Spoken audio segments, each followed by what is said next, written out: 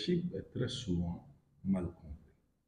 Nombreux sont ceux qui pensent que être le leader, c'est être en charge, c'est être le donneur d'ordre, ou simplement c'est être celui qui occupe une haute fonction ou joue un grand rôle. Alors que naturellement, le leadership va bien au-delà de tout ceci. Le leadership, en réalité, est une responsabilité. C'est l'immense responsabilité de s'assurer que ceux qui nous entourent puissent s'épanouir, apprendre, se former et grandir. Le leadership, c'est ce rôle qui fait de nous responsables du bien-être de ceux qui nous entourent. Le leadership, c'est prendre soin de ceux qui sont dans notre équipe. C'est nous assurer qu'ils aient les bonnes compétences ou les aider à acquérir ces compétences. C'est faire en sorte que leur environnement de travail puisse être un environnement propice à leur évolution, puisse être un environnement propice à leur épanouissement. Le leadership, c'est vraiment prendre soin des autres. C'est gérer l'humain et c'est faire en sorte que l'humain soit au centre de tout ce que l'organisation, l'entreprise ou l'institution fait. Le leadership, ce n'est pas simplement présider des réunions ou se croire Dieu sur terre. Il faut vraiment réfléchir à partir de l'expression qui dit que les leaders sont les derniers à se servir et que ce sont les derniers d'ailleurs à manger, mais que ce sont ceux-là qui sont au service de tout le monde. Ils doivent s'assurer que tout le monde ait son compte avant de penser à eux-mêmes ou de penser à quoi que ce soit. Avant de penser objectif, le leader doit penser équipe. Avant de penser matériel, le leader doit penser équipe. Avant de penser finance, le leader doit penser équipe.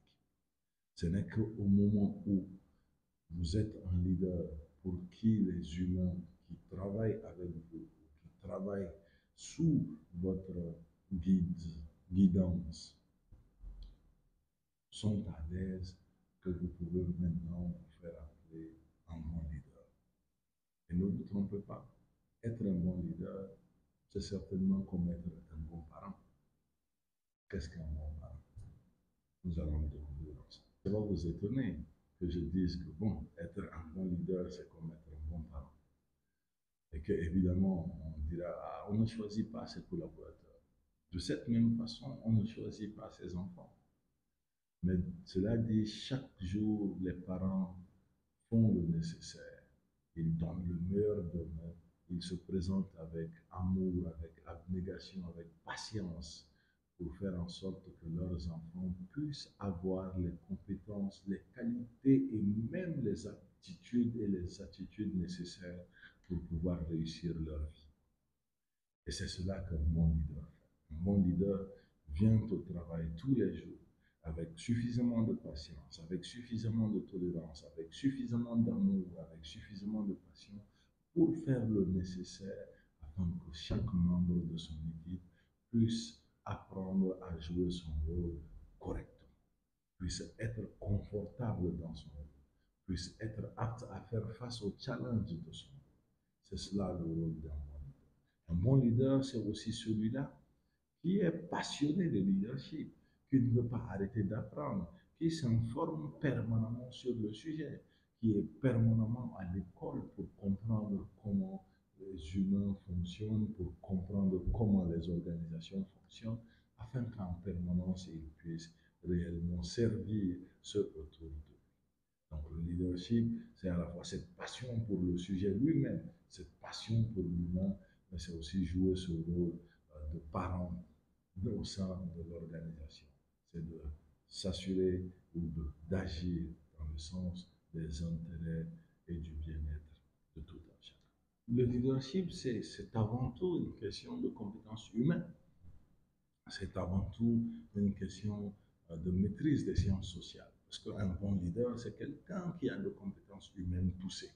Vous avez beau avoir toutes les compétences académiques ou les compétences techniques qu'il faille, si vous n'avez pas suffisamment de compétences humaines, il y a très peu de chances que vous puissiez être un leader digne de ce nom.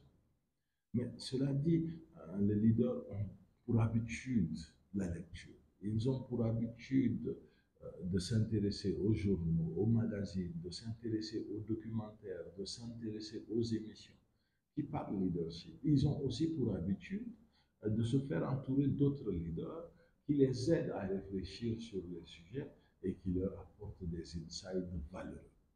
Donc, en réalité, être ce bon leader, c'est faire en sorte que votre mode de vie lui-même soit synonyme du mot leadership. Que les contenus que vous consommez, que les personnes que vous fréquentez, que les endroits que vous fréquentez, que les activités que vous menez puissent tous ensemble concourir et aller dans la même direction, faire de vous un leader digne de ce nom. Vous devez le comprendre. Cette formation perpétuellement continue, c'est aussi une similitude avec l'analogie que nous avions au départ, quand nous disions que les leaders, c'était comme les parents dans leur engagement pour le bien-être de leurs collaborateurs. Là aussi encore, c'est une nouvelle similitude, parce que il n'existe personne sur Terre qui pourra vous dire qu'il est expert parent. Être parent, c'est quelque chose qui s'apprend continuellement. On découvre de nouvelles facettes de l'enfant ou de son environnement et on essaye de s'adapter à chaque fois. Le leadership, c'est pareil, c'est un apprentissage continu. Une fois que vous cessez d'apprendre, une fois que vous cessez de vous mettre à jour, une fois que vous vous mettez à la traîne par rapport aux situations, par rapport aux hommes, par rapport aux individus, vous passez à côté de l'opportunité inouïe de faire de vous-même le leader que vous rêvez d'être.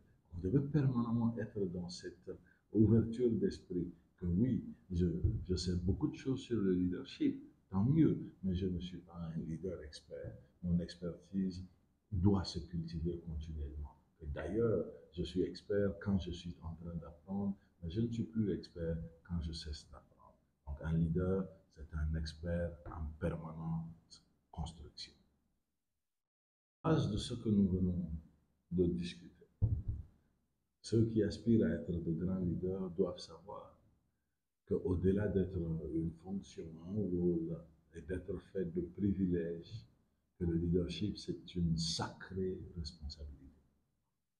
Que se retrouver dans cette position de leadership ou aller même à la quête de cette position de leadership doit imposer de vous que vous soyez au service de l'humain, que vous soyez passionné par l'humain, que quelles que soient les circonstances, pour vous, l'humain est l'essentiel. Parce que l'essence même du mot leadership, c'est l'humain. Tout ce que vous faites, tout ce que vous allez faire, chaque décision que vous allez prendre en quantité de leadership, en qualité de leader, doit d'abord répondre à cette question-ci. Est-ce cela la meilleure chose à faire pour les humains qui sont concernés? Parce qu'il ne s'agit pas simplement de faire la meilleure chose pour avoir le maximum de profit, ou pour avoir le maximum de notoriété, ou pour avoir le maximum de ventes. Il s'agit de faire en sorte que les hommes et les femmes qui sont en train de faire l'organisation, qui sont en train de faire l'entreprise, qui sont en train de faire l'institution, aient une raison supérieure de continuer à servir et à donner le meilleur d'eux-mêmes. Car vous le savez que tout seul, vous n'arriverez à rien. D'ailleurs, si vous étiez seul, on ne vous appellerait pas leader. Mais c'est grâce aux autres que vous êtes leader. C'est par leur voix et leur confiance que vous demeurez leader. Sans eux, vous n'êtes pas leader. Donc, prendre soin d'eux, c'est aussi prendre soin de votre leadership. Ne l'oubliez jamais. Un grand leader, c'est celui qui est au service des autres et non l'inverse.